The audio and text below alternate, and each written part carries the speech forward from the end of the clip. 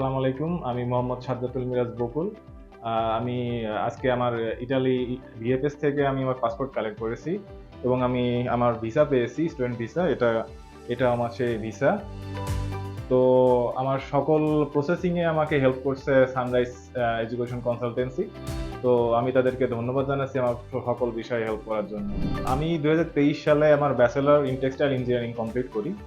তারপর থেকে আমি ভাবতেছিলাম যে আমি বাইরে আমার মাস্টার্স করতে যাব এবং আমি সার্চ করতেছিলাম যে আমি কোথায় ফুল ফান্ডেড স্কলারশিপে যাইতে পারি।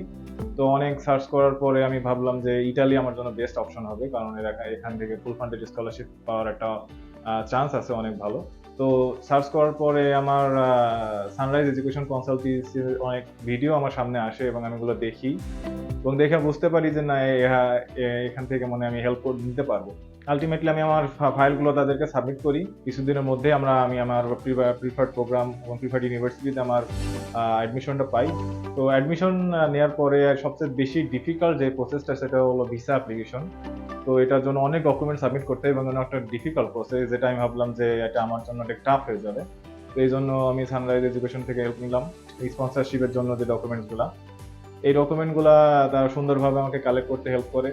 আলটিমেটলি অ্যারাউন্ড 2 মান্থের মধ্যে আমি আমার ভিসা পেয়ে যাই। তো আমি কিছুক্ষণ আগে আমি ভিএফএস থেকে আমার পাসপোর্টটা কালেক্ট করে নিয়ে আমি সরাসরি সানরাইজ এডুকেশন কনসালটেন্সিতে চলে আসি। তো আমার হ্যাপিনেসটা শেয়ার করার জন্য আপনাদের সাথে আমি আপনাদের সামনে আসছি এবং এটা আমার ভিসা আমি আবার দেখাচ্ছি আপনাদেরকে।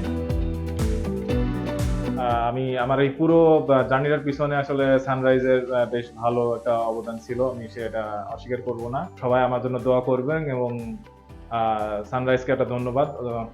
আপনারা যদি কেউ ইটালি ফুল ফান্ডেড এর জন্য স্কলারশিপের জন্য ইন্টারেস্টেড থাকেন, তাহলে আপনারা সানরাইজকে চুজ করতে পারেন।